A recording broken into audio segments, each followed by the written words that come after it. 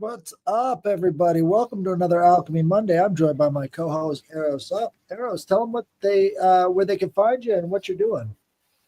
Hey, Headless. Um, you can find me on YouTube where I have some videos of some studies of Plotinus. I'm a Hellenistic archetypal and functional astrologer, and I do a lot of deep dives in metaphysics, and you can find a lot of that stuff on my Twitter or my X, Arrows to Ethos. Yeah.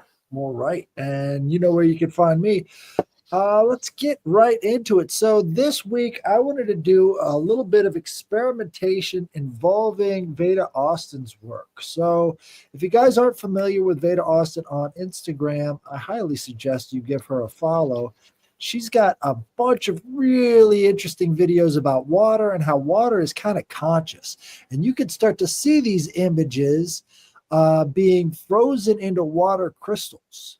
So if we could just play one of her videos and we could see how that's working.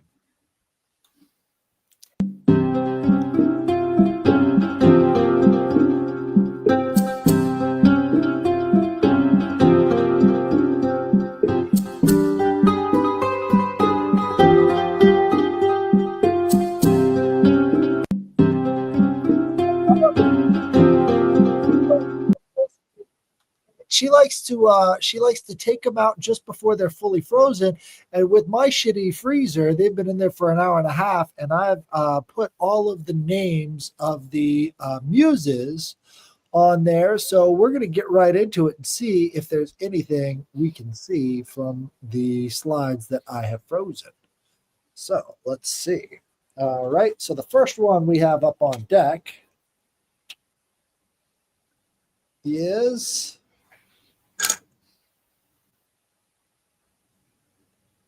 Tellar Theon, right? And I am seeing ice crystals in kind of a swooping formation, right? Like I don't want to hold it over my computer, obviously, but I'm getting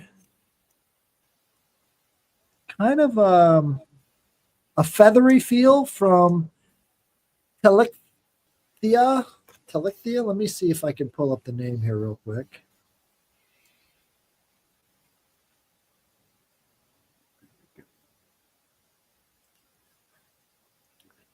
Terpishkor unites, meaning delight, and koros, meaning to dance. So it's got a little bit of it. I'm going to take a picture from what I could see. Maybe we can get this up on the YouTubes. Man, should have taken the case off of my phone. It won't focus.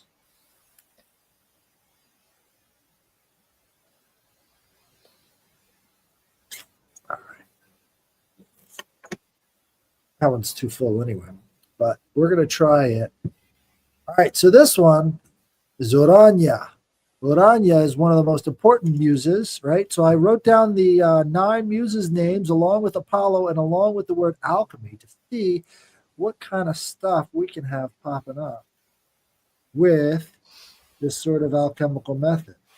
Now, Urania is the 9th muse that represents the sky as being the source of inspiration. A lot of bubbles in there. Interesting. Swirls? Is it swirly at all? Uh, it's more bubbly than swirly, but they've got a big line of crystals going right down through the middle and up to the top. Dude, I'll bet a palmistry person could really go nuts with this technique. But definitely, it looks like maybe stars, right? Hmm. Which would make sense. And this one is Apollo. This was the first one I did. Come on, focus, focus.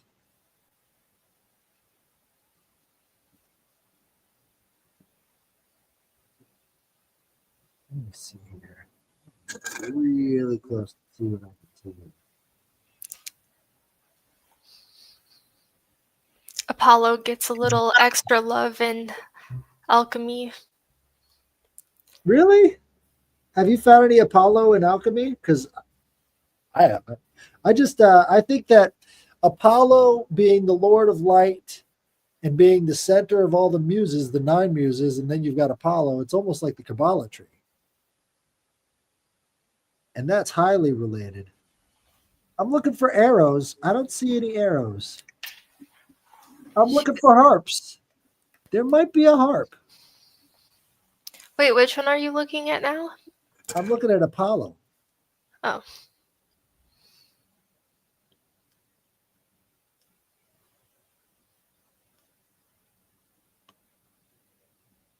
Still, it's hard to get the contrast, you know? Whatever. It's all an experiment. If you guys want to, you just get some of these cheap ass slides. These are petri dishes, right? You can get like 100 for $5, and you just start freezing them with water or with words attached to them, and you'll start to see images coming out. It's got some interesting striations on the outside. This one's definitely the most frozen out of all of them. It's got this weird bubble thing going on up at the top.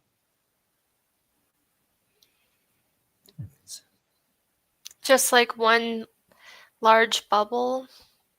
Yeah, well, I'll show it to you once I get these done. All right. So this one is um Palumia. Palumia? Oh, look at that color.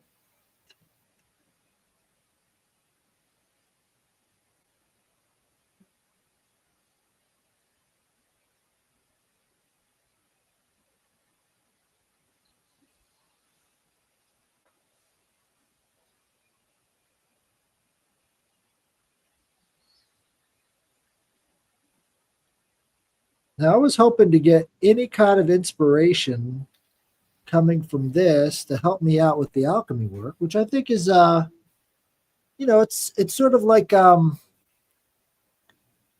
hybrid process, right? So you're always trying to follow the path of nature. And one of the ways to follow the path of nature is to follow the geomancy, look for signs in the birds, which is called augury, right? You're looking for ways of communicating with nature so that you can follow in the path, right? Yeah, that makes sense.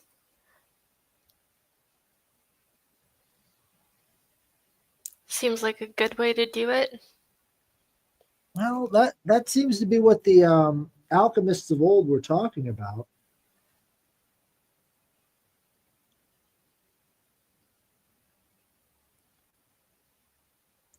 Let's see, what do I have here?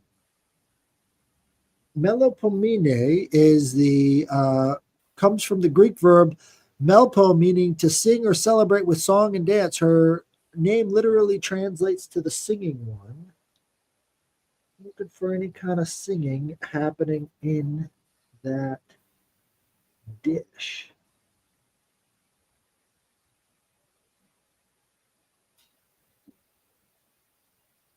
It could be something. It kind of looks like a singer's face if I can get my freaking phone to focus. Yeah, that's a good picture. You'll love that one. It looks like a person's face with the mouth open and singing. That's probably the best one so far.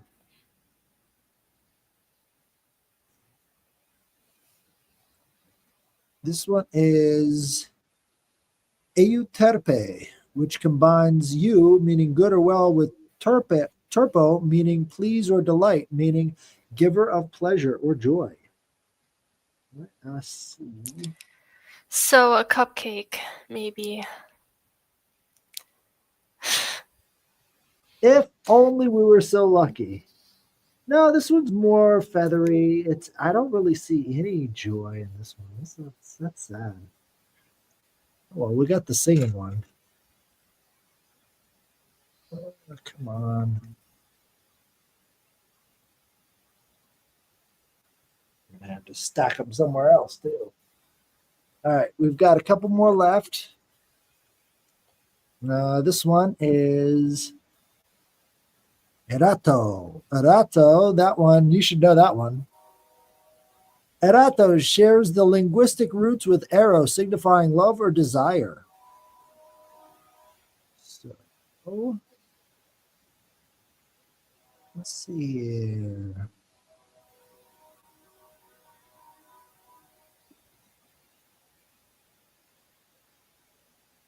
Love? Nope. No love. All right. This one is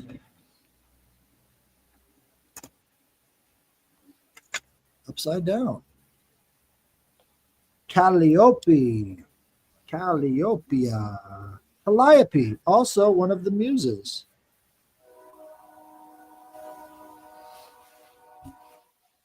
Is that you? Oh yeah, you can hear that. Sorry. That's fine. This is kind of a lot of dead air. Guys, if you could share the screen, that'd be the stream, that would be really helpful. You didn't see any on the Eros one? Nope. That's a bummer. I feel like I would have expected like a certain pattern. I see Venus as so patterned. So like a pentagon or a pentagram, because the path of Venus in the sky would be a pentagram. Let's see. This one is I um, just see it as like compositions of beauty, like hmm. harmonics and like Ooh, this one is patterns. interesting ring. This one is um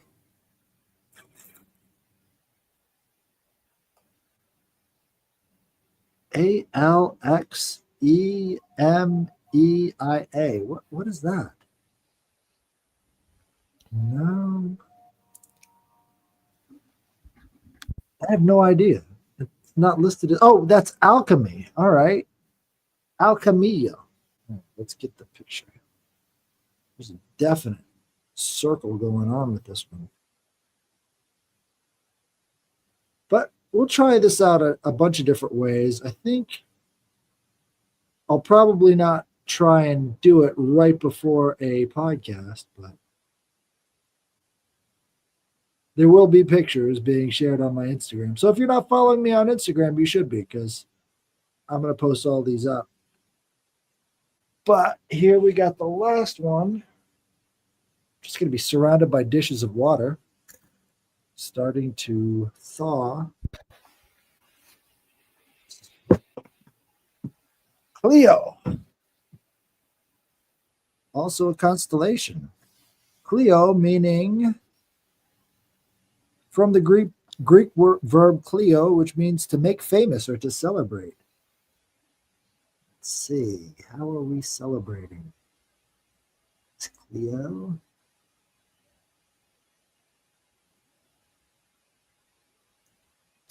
Really getting any images other than the singing one, which is kind of interesting.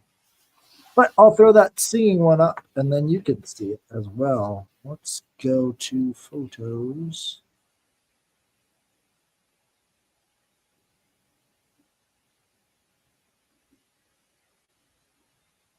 It's so hard to focus.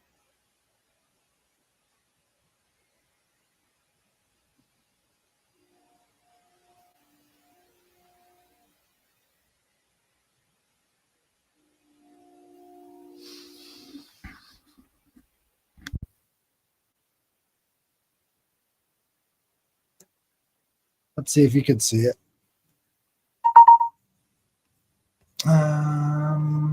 Picture.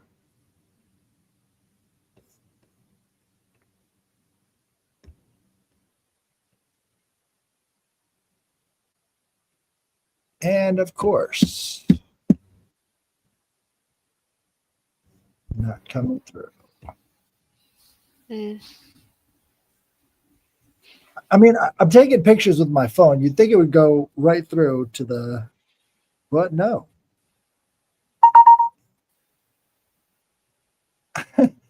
I've got to convert the file. Unbelievable.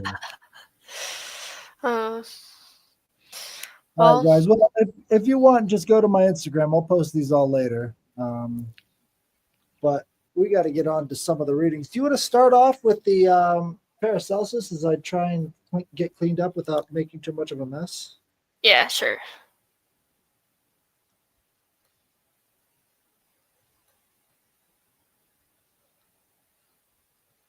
Paracelsus, chapter 2.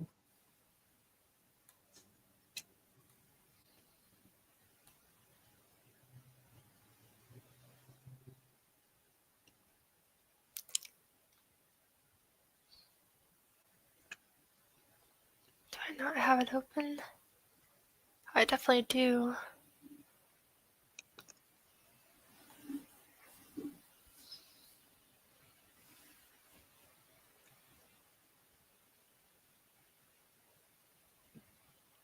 Alright, whatever this works.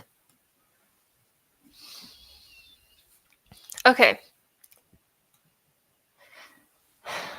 So we're reading The Philosopher's Tincture by Philippus Theophrastus Paracelsus Bombast, which is just a heck of a name. And this is chapter 2, concerning the definition of the subject and matter of the tincture of the philosophers. Before I come then to the process of the tincture, it is needful that I open to you the subject thereof, for up to the present time this has always been kept in a specially occult way by the lovers of truth.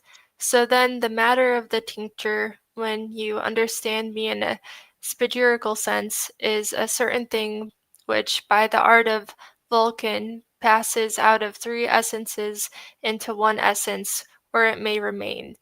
But that I may give it its proper name according to the use of the ancients, though it is called by many the red lion, still it is known by few. This, by the aid of nature and the skill of the artist himself, can be transmuted into a white eagle, so that out of two are produced, and beyond this the brightness of gold does not shine so much for the spagirist as do these two when kept in one. Now, if you do not understand the use of the Kabbalists and the old astronomers, you are not born by God for the spagyric art, or chosen by nature for the work of Vulcan, or created to open your mouth concerning alchemical arts. The matter of the tincture, then, is a very great pearl and a most precious treasure, and the noblest thing next to the manifestation of the Most High, and the consideration of men which can exist upon earth. This is the lily of alchemy and of medicine which the philosophers have so diligently sought after, but through the failure of entire knowledge and complete preparation, they have not progressed to the perfect end thereof.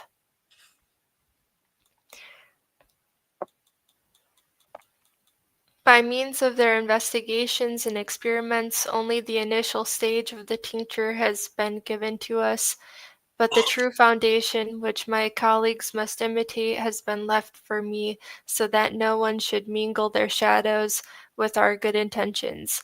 I, by right of my long experiences, correct the spagyrist and separate the false or the erroneous from the true, since by long investigations I have found reasons why I should be able justly to blame and to change diverse things.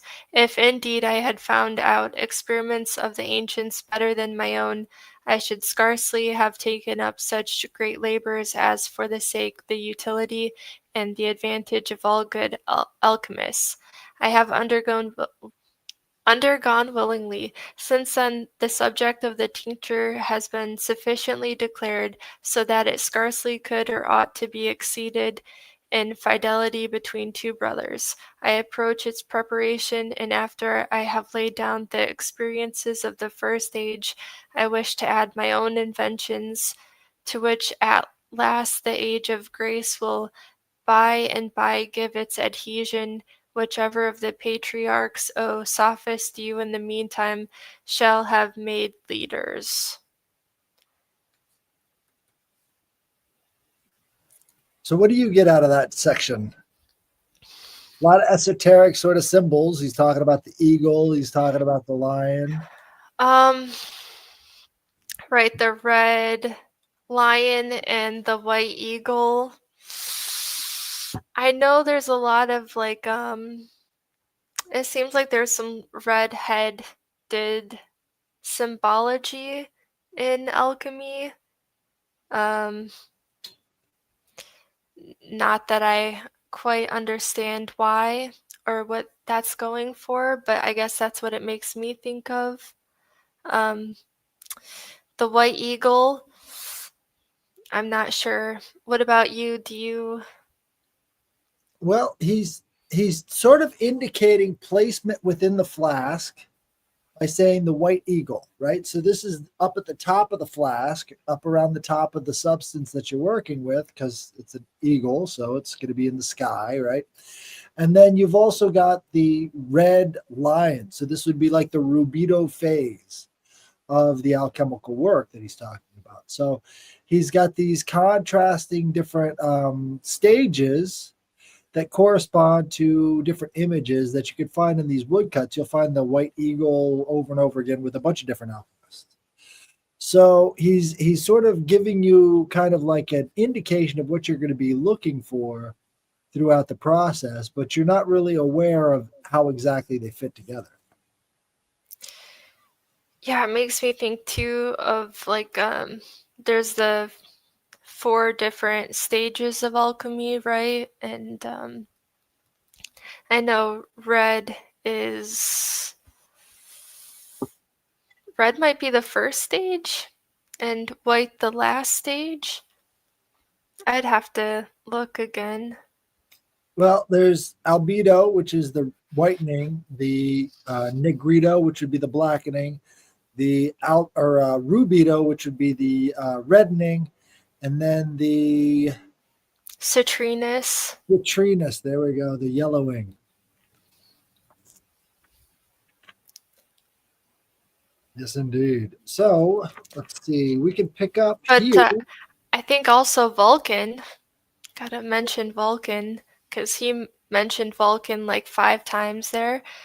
I guess I don't know. The only Vulcan I know is in Smite, and he's just got like these tech fire cannons. So I don't know. I guess it's weird to see. I don't know much about Vulcan, but I wouldn't have associated him with the like the Kabbalah or You because he might be says, skeptical on that one huh? because in well, Vulcan is the Roman version of Hephaestus, and Hephaestus is underneath the mountain in I think it's Sicily. I think so, but that's where his forge is, and his daughter's name is Techne, right? And Techne is all about alchemy, right? She's basically the one that's whispering to you the secrets of the forge, right? So Techne is sort of like the constant voice as you're doing the metal work from the experiences of Hephaestus. So if you're going to have some sort of a alchemical vision or some kind of an alchemical voice talking to you, it's probably Techne, which is daughter of Hephaestus.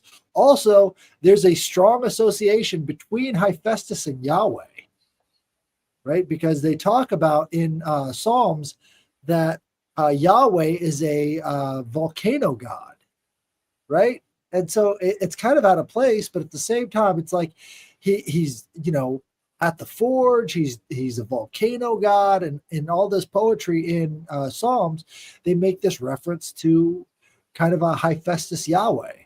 So it's really interesting between the two. And Hephaestus was the first husband of I can't believe I'm forgetting her name. Typical. Aphrodite. There we go. I was going to say Venus, but Aphrodite.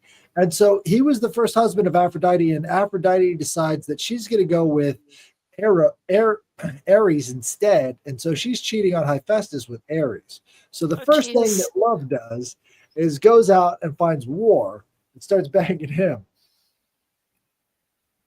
Well, Hephaestus doesn't like that. So he makes a bronze net and catches them both in the act. But in so doing, you kind of get the idea that as you're going down the path of alchemy, right, you're first going to find love in it. And then love is going to turn to frustration. And that frustration is going to turn to war. And you're going to have to find a way to create a net to take all of those experiences you've just felt and put them into something useful. Either that or you're going to, have a wife that cheats on you with a god of war, which is going to be bad, very bad. How do you remedy that situation? But you can also look at it from the path of nature. I think that path of nature is pretty helpful. So I got a bunch of books about the water science, and I've got The Science of Health and Consciousness and Enlightenment, Water Codes by Dr. Carly Nunde, PhD. And that is basically pinching a lot from Veda Austin's work, and then she's got a bunch of work on her own that she's putting in there. This one I think is vital for everybody to get, just because you need to have it, right? This is The Water Wizard, all about Victor Schauberger and Victor Schauberger's writings. Very important. He's the guy who supposedly designed the Nazi bell, right? So whether it was a time machine or some sort of UFO, he would know because he designed it.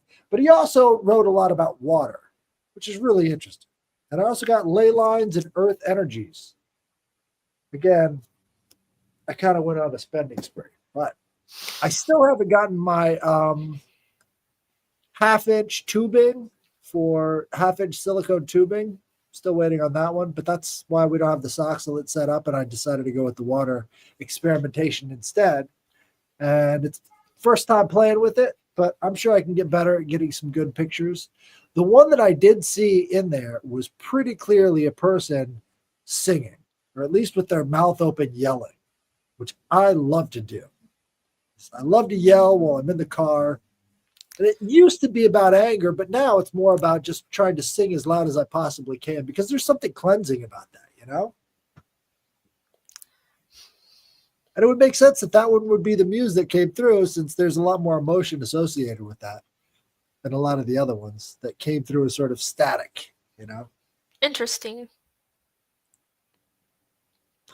So I wonder how much influence Veda Austin is really having over these different Petri dishes, if the thing with the strongest association for me came through with the clearest picture. Right, like she would be having an effect on which ones come through strongest. Right. But if water is telekinetic and conscious, that would make the most sense to me, because that's the thing that's going to give the most connection between the water and the person. But at the same time, this kind of explains a lot of the can't believe I'm blanking on it. The effect, where the placebo effect, right?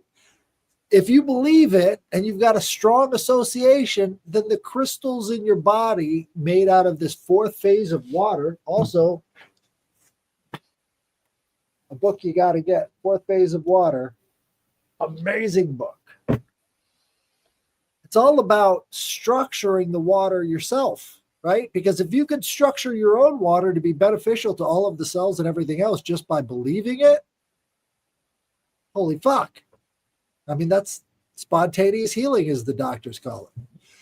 So I think a lot of the psychic healing and Reiki and all the rest of this stuff, this is about talking to the water. It's about the water in one person talking to the water in another person and restructuring the crystal nature of that water. Our entire bodies have the fourth phase of water, this easy zone, right? And this is how we can actually pump blood through some of the smallest arteries and capillaries, is the natural state of easy zone pressure, right? So the veins themselves are what's pushing the blood through your body because of the easy zone, which creates an electromagnetic charge within the blood itself using the water. And if it wasn't for that, your heart would either pump too strong or too weak to actually circulate the blood through all the miles and miles of blood vessels you have throughout your body. So if you can imagine a giraffe bending down to drink water, and there was no easy zone pressure that was causing the circulation, the blood would immediately shoot out of its ears. Its eyeballs would pop out of its head because all of that pressure would now be going down towards the head. But since that's not happening and we sort of have the same sort of situation, G forces can cause a person to pass out, but it's not all the time, right? So there has to be some other force going on inside of the head and inside of the body that keeps the blood pressure pretty constant all throughout the entire thing. But yeah, that's definitely Gerald Pollack's milieu. If you pick up this book, it's so full of like if you can't picture it in your head, he's done all of the illustrations in there as well. And it's got this big golden seal that's all about science communication. I don't know what the value of that is. I mean, Bill Nye, Yeah. it should be Bill Nye the science communicator, because he doesn't actually have his degree in any sort of hard sciences. He's just a science communicator. Hey, he only claimed to be a guy.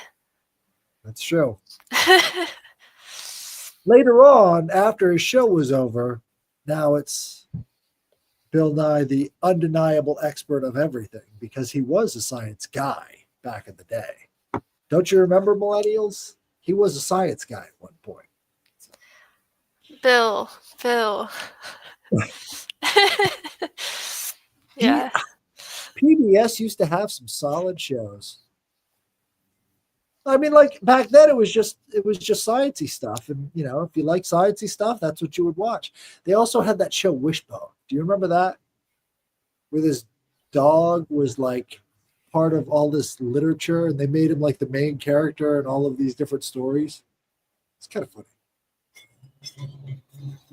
No. Hit one if you remember Wishbone in the chat. All one of you.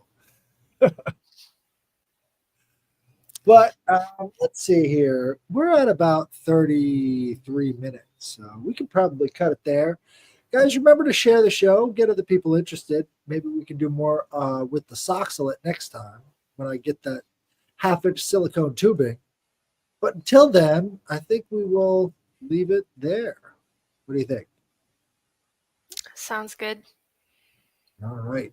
Well, thank you for joining us, and we will see you again next time.